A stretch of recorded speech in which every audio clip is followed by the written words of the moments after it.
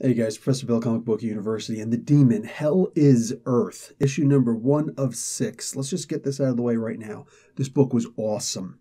This was an amazing book. You see Jason Blood, he's having nightmares, and he's trying to drown it with alcohol. Yeah, you'd figure after, a millennia and a half, the guy having to deal with this nonsense all the time. Yeah.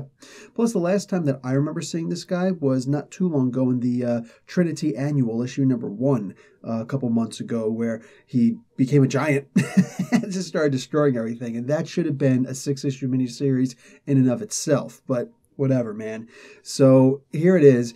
Somebody launches a nuclear bomb. And it wasn't even meant to be nuclear, and it goes off course, and it just hits right in front of Death Valley, Cali, where Jason Blood happens to be. And the demons inside him like, dude, say the words. We're both going to be destroyed. Say the words, man. So he says the words. Now, the thing is, before all of this happened, it turns out that they've both been in Etrigan, the demon, and Jason Blood have been having this recurring nightmare of this little girl, and the demon's about to destroy her. And like it's close. It feels like something's really wrong with this. Now, we see the little girl in and of herself, and we also see this other woman driving on this motorcycle, and she's totally badass. And she's, of course, beating up the drunken womanizers. It's just, why is it that every time there's a hot girl, there's always some kind of a womanizer somewhere around in the comic books? Like, welcome to comic hell. Now, what's happening here is that this bomb hits, and it turns out that some General Marx, he's been working with Satan.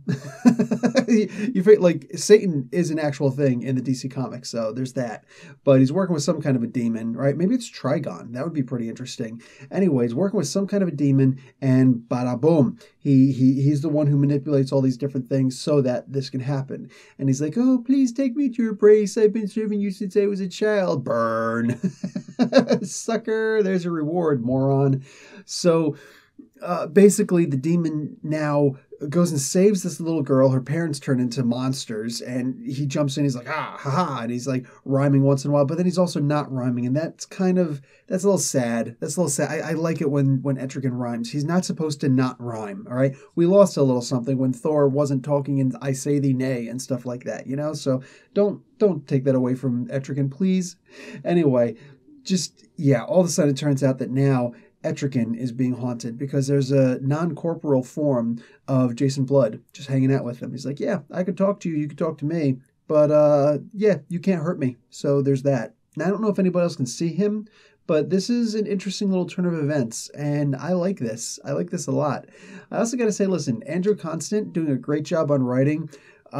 Seriously, fantastic. And everybody involved in this, Paul Walker, Andrew Hennessy, great job. But you know what? Like, I see Chris Sotomayer's name attached to this on coloring. And every single time I see Chris Sotomayor attached to coloring, it turns out that the book is just one of the most beautifully colored books ever. Like, it brings out something. Like, it's like even if it was like a crap show drawn, like somehow Chris Sotomayor would make this into an amazing work of art. I've never really commented on his colors before, but like I see this one and I remember all the good experiences I have with Sotomayor. Like, this is a gorgeous book, and I'm totally blaming Chris for this. So there's that. Anyway, guys, I'm going to give this an A-. This looks like a great book. I'm really looking forward to see the future parts of this. Next is going to be Welcome to the Hell Zone. Some demon is coming out. If it were actually Trigon, I'm pretty sure they would have shown the 6 eyes or something like that, but whatever. I'm sure, you know what? Maybe they're actually going to switch over and show the woman's point of view and then come up to this point. But either way, this is looking really good. I'm all in for this. All right, guys. Professor Bill, Comic Book University. Class dismissed.